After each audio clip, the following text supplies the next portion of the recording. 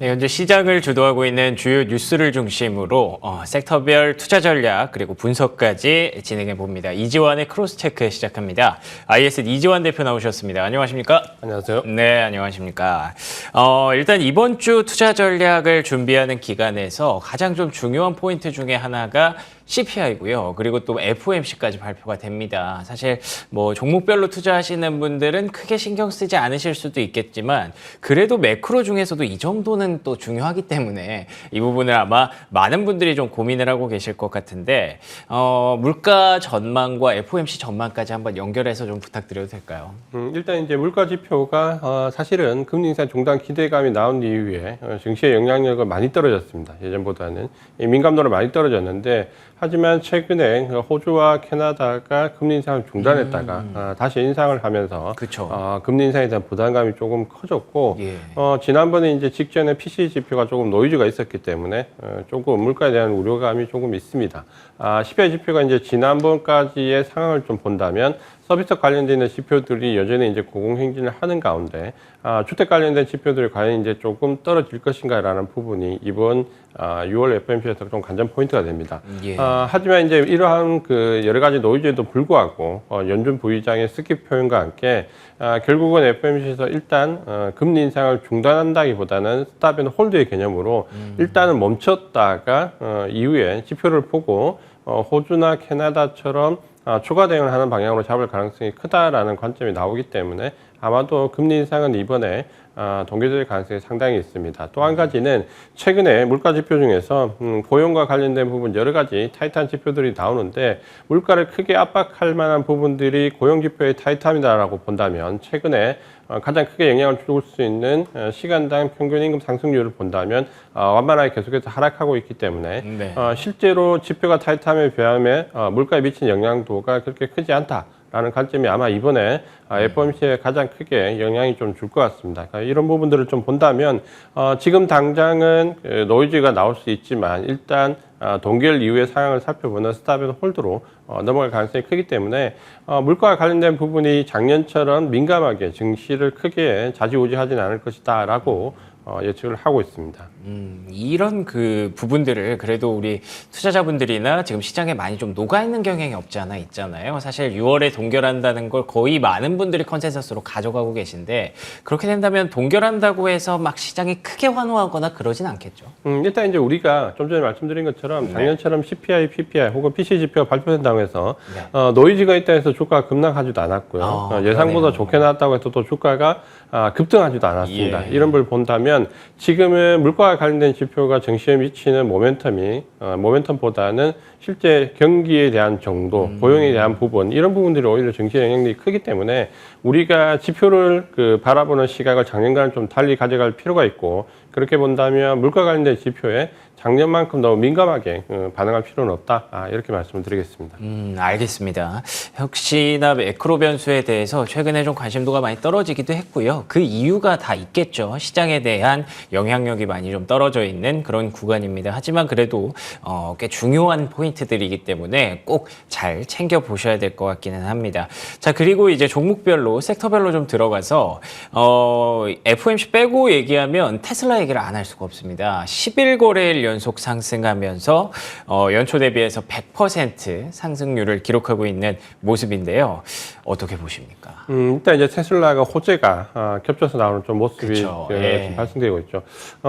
가장 이제 직접적으로 본다면 일단 iOS 스웨덴의 모델 3라는 모델이 확대됐다라는 부분이 일단 보도가 됐고 또 한 가지는 머스크 CEO의 중국 방문이 중국과 우려감을 잠재우고 모멘텀을 키울 수 있다라는 부분이 나왔고 여기에 포드에 이어서 GM의 충전 관련되어 있는 인프라에 테슬라 인프라에 참여하겠다라는 부분 때문에 결국 이런 인프라와 관련된 부분에서도 테슬라가 추가 이익을 거둘 수 있다라는 기대감이 함께 나오면서 테슬라는 지금 주가가 상당히 고공행진을 하고 있습니다. 그러니까 이런 주가의 면면을 본다면 결국은 어느 정도 이슈화되고 있는 모멘텀과 실제 EPS가 상승할 수 있는 부분들이 같이 공존하기 때문에 이런 부분들의 주가 행진은 일단 중장기적으로 이어질 가능성이 좀 있습니다. 다만 이제 단기적으로 너무 연속해서 가열권으로 올라섰기 때문에 중간중간 조정은 있겠지만 어쨌든 올해는 실제적으로 EPS가 상승한 기업의 주가 모멘텀이 붙기 때문에 지금 현재 테슬라의 주가는 계속해서 긍정적으로 좀 볼 필요가 있다. 최근에 이제 주가의 그 괴리감에 있어서 목표 가격을 놓고 여러 가지 이제 문제가 많이 나왔는데, 지난주부터 테슬라의 목표 가격이 대거 상향되고 있기 때문에 이런 부분들의 괴리감은 적어도 이번 주가 지나고 난 뒤에 적어도 이번 달 이후에 목표가가 상향 조정된 이후에 목표가 계류를 판단하시는 게 좀 더 좋을 것 같습니다.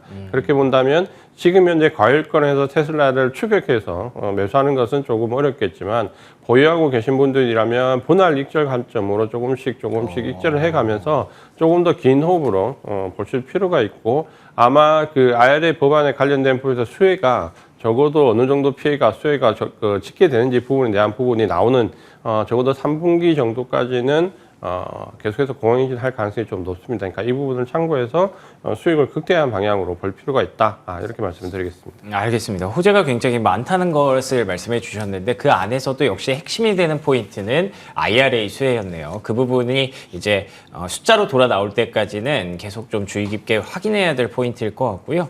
말씀해 주신 대로 보유자의 관점에서는 또 익절도 가능한 그런 구간으로 얘기를 해 주셨습니다. 근데 이와 관련해서 궁금한 게 좀 생겼는데, 최근에 국내 증시에서도 2차 전지주가 다시 한번 좀 흐름을 잡아가나 싶은 그런 모습이 있거든요. 근데 조금 애매합니다. 사실 연초에 그 강한 랠리에 비해서는 좀 약한 건 사실이기 때문에 2차 전지주는 왜 그렇게 조금 약하다, 상대적으로 약하다라고 보시나요? 일단 이제 2차 전지 소재가 너무 이제 우리나라 시장에서는 단기간 과열 급등했기 때문에 조정이 좀 필요했고, 최근에 이제 조정 이후에 지난주부터 이제 반등이 나오는데 이 소재는 아마도 그 실적과 연관되어서 실제적으로 실적이 따라오는 기업과 단순하게 모멘텀을 올랐던 기업이 이제 아마 차별화되는 현상이 좀 나올 거고요. 한 가지 이제 특징적인 부분은 그동안 2차 전지 소재가 조정을 받으면서 2차 전지도 별로 주가 흐름이 좋지가 않았습니다. 같이 조정을 받았는데 LG 에너지솔루션이나 삼성 SK 이노베이션을 보면 최근에는 2차 전지 소재와 주가 흐름이 약간 차별화되는 모습이 나옵니다. 그러니까 조정 이후에 결국은 실적에 따라서 반등을 좀 줄 수 있는데 그 부분도 우리가 이제 조금 그 옥석 가리기라는 표현을 좀 할 수밖에 없는 게, 최근에 LG 에너지 솔루션은 직전 고점을 넘어가는 공황행진을 이제 보여주고 있고, 반면에 이제 삼성 SDI 같은 경우는 아직까지 직전 고점과는 괴리감이 있습니다. 그러니까 이런 부분들은 여기서 IRA의 수혜와 관련된 부분에서 실적으로 어느 정도 연결되는가, 그리고 2차 전지 소재에 대한 과열권의 그 영향을 얼마나 받았느냐에 따라서 아마 주가 흐름은 조금 다를 수 있습니다. 그러니까 이 부분을 좀 본다면 2차 전지와 2차 전지 소재와 관련되어 있는 종목들은 지금부터 이제 본격적으로 옥석 가리기가 시작된다. 이렇게 보시는 게 좋을 것 같습니다. 알겠습니다. 2차 전지주 안에서도 지금 차별화가 나타나고 있는 구간이다. 그리고 이 밸류에이션과 IRA 두 가지 포인트를 중심으로 관련주 차별화를 대응하시면 될 것 같습니다. 자, 그러면 이어서 AI와 반도체 얘기도 좀 해볼 필요가 있을 것 같습니다. 또 서머랠리 얘기를 하는데 기술주가 계속 중심에 설 것이라는 전망들이 좀 우세하거든요. 어떻게 보십니까? 일단 이제 기술주들이 지금 현재 고공행진을 나스닥 또 S&P 500에서도 하는 이유는 결국은 지금 현재 그 증시가 금리 인상이 중단되는 시점부터 금리가 인하되는 시점까지 보통 한 10개월에서 길면 한 1년 좀 남짓한 기간 동안 대부분 이 경우에는 기술주도 상승이 좀 강했습니다.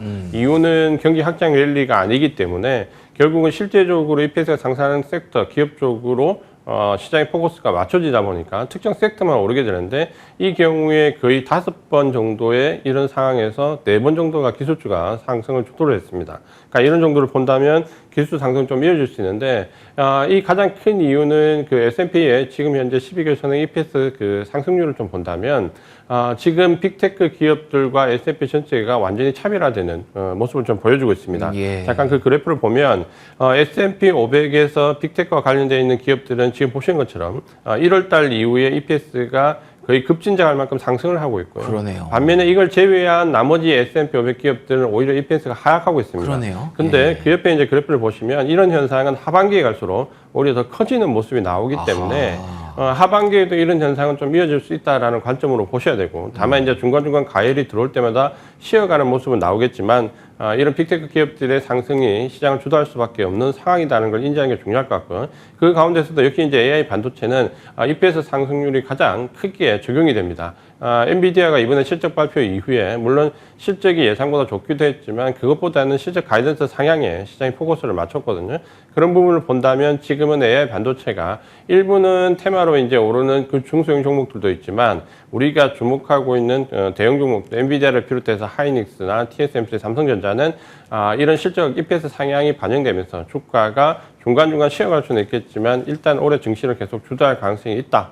이렇게 말씀을 드리겠습니다. 알겠습니다. 최근에 좀 단기 과열 얘기도 좀 있었는데 말씀해 주신 것처럼 하반기에 오히려 EPS 상승률이 더 크게 격차가 벌어질 수 있다는 거. 그렇다면 계속해서 이 빅테크 반도체가 시장의 중심에 설 가능성이 있겠죠. 하지만 말씀드린 것처럼 단기적으로는 좀 급하게 올라왔기 때문에 분명히 숨고르기가 필요할 겁니다. 그럴 때 또 얘기를 하는 게 최근에 또 경기 민감주거든요. 최근에 뉴욕 증시를 봐도 다우가 상대적으로 강한 날들이 조금씩 만들어지고 있는데 혹시 경기 민감주 쪽에서는 가치 포트폴리오에 담아갈 종목들 좀 보고 계신 게 있을까요? 경기 민감주도 사실 올해 그 섹터별 등락으로 보면 사실 나쁘지 않았습니다. 다만 그렇죠. 이제 이 경기 민감주와 관련된 부분은 그 미국 증시와 우리나라 증시가 완전히 차별화되면서 우리 증시에서는 이건 이제 체감하지 못하는 상황이 벌어졌기 때문에 관심도는 좀 떨어질 수 있는데 2024년도 미국 섹터별 지금까지의 등락률 성과를 한번 살펴보면 물론 뭐 대부분 알고 계시겠지만 IT가 독보적으로 20% 중반대 가까운 15% 이상의 지금 상승세 30% 중반대에 상승률을 좀 보였습니다. 예. 근데 저기 잘 보시면 경기 소비재도 20% 넘는 상승률을 좀 보였거든요. 그러네요. 그러니까 미국은 네. 사실은 IT 종목만 상승한 게 아니라 경기 소비재와 주고받으면서 투톱으로 상승한 부분들이 분명히 있습니다. 다만 미국에서 상승을 주도했던 경기 소비재들 같은 경우는 팬데믹 때 상당히 곤란을 겪었던 뭐 여행이라든지 항공이라든지 혹은 카지노와 같은 이런 부분과 경기 확장과 관련되어 있는 뭐 건설기계, 철강, 건설 이런 부분들이 상승을 상당히 주도했습니다. 그렇게 본다면 미국은 경기 소비재와 경기 확장 관련 종목들이 골고루 상승하는 모습을 보였는데 반면에 이제 우리 증시는 이런 종목들이 전혀 상승을 하지 못했습니다. 그러니까 가장 큰 이유가 경기 민감주들이 대부분 중국과 관련되어 있는 종목들이 많기 때문에 중국 리오프닝에 대한 기대감이 꺾이면서 오히려 주가 조정이 크게 났기 때문에 우리 증시에서는 이런 경기 소비재가 상당히 주목을 받지 못했고 반면에 이제 미국 증시에서는 어떻게 보면 투톱에 가까울 만큼 상승세를 가져가고 있기 때문에 미국 증시에 투자하시는 분이라면 IT 종목뿐만 아니라 경기 소비재에서 팬데믹 때 가장 곤란을 겪었던 여행, 크루즈, 카지노 여기에 경기 확장과 관련되어 있는 건설, 기계, 건설 이런 쪽도 충분히 관심을 가져볼 만하다 이렇게 말씀을 드리겠습니다. 알겠습니다. 경기 민감주라고 한다면 우리가 흔히 생각할 수 있는 뭐 건설기계, 조선 이런 쪽을 떠올리게 되는데 말씀해 주신 것처럼 리오프닝 쪽도 미국 쪽에서는 계속 모멘텀이 있고요. 상승률도 나쁘지 않다는 거 기억하고 넘어가시면 좋을 것 같습니다. 지금까지 이렇게 저희가 좀 좋은 얘기들을 계속 했기 때문에 강세장 랠리까지 들어갈 수 있었던 것 같은데요. S&P 500이 이제 본격적으로 불마켓에 진입했다라고 지난 금요일 지표 기준으로 확인이 됐습니다. 근데 또 이러니까 괜히 조금 찝찝한 너무 빨리 올라오면 또 이제 매물이 좀 출회되지 않을까 이런 고민을 하시는 분들도 있을 것 같은데 그런 분들을 위해서 투자 전략 정리해 주시면 좋을 것 같습니다. 보통 이제 금리 인상이 중단되는 시점부터 금리가 인하되는 그 시기까지 한 10개월 남짓한 기간 동안 S&P 500 기준이나 나스닥 기준으로 본다면 최대 한 4%에서 최대 한 10% 이상 보통 상승을 했었습니다. 그렇군요. 평균 한 8% 정도 상승을 했는데 이걸 놓고 본다면 지금 현재 나오는 그 상승이 과거와 비교했을 때 뭐 전혀 그 타당성이 없지 않다라는 부분을 봐야 되고 네. 다만 이때 나온 랠리는 경기가 확장된 데서 나는 경기 확장 랠리가 아니라 금리 인상 중단이 안도 랠리에 가깝기 때문에 특정 섹터, 특정 종목에 집중돼서 오르는 현상은 과거에도 역시 동일했었습니다. 그 중심에는 이제 IT 섹터들이 있고 여기에 개별적으로 EPS가 상승한 종목들이었는데 결국은 이 종목들이나 이 섹터들이 계속해서 중간중간 쉬어가더라도 순환 매형식으로 상승을 했었습니다. 그렇게 본다면 경기 확장 랠리를 기대하고 전체적인 순환매 관점으로 접근해서는 상당히 어려울 수 있고 특정 종목 섹터만 계속해서 오르는 현상이 나올 수밖에 없다는 점을 인지하는 게 가장 중요할 것 같습니다. 그렇게 본다면 지금 현재 증시를 주도하고 있는 반도체나 2차전지, 경기 민감이나 확장과 관련되어 있는 일부 입에서 상승하는 건설 기계나 식음료 일부 같은 이런 종목이나 섹터들을 계속해서 관심을 가지고 쉬어가더라도 오히려 쉬어가는 구간에서 추가 매수 관점 혹은 이격이 벌어지면 차익 실현하면서 결국은 주도 섹터만 계속해서 반복적으로 거래하는 게 이때는 가장 수익이 높았습니다. 이 부분을 참고하시면서 경기 확장 랠리가 아니다라는 점에 좀 포커스를 맞춰서 대응을 하시는 게 좋을 것 같습니다. 알겠습니다. 코로나라는 변수로 인해서 우리가 좀 급등과 급락을 겪다 보니까 이럴 때 오히려 또 불안해지는 부분이 없지 않아 있는데 금리에 초점을 맞췄을 때는 지금의 랠리 전혀 과거 사례와도 비교를 해봐도 이상하지 않은 그런 안정적인 속도라고도 볼 수 있을 것 같습니다. 그렇기 때문에 과거 사례와 비교해봤을 때 계속해서 이런 시기에 어떤 업종이 강했는지 시장을 주도하고 있는 섹터들을 꾸준히 좀 관심을 가져야 될 필요가 있다라고 정리해 주셨네요. 지금까지 ISL 이지원 대표와 함께 얘기 나눠봤습니다. 오늘도 좋은 말씀 고맙습니다. 고맙습니다.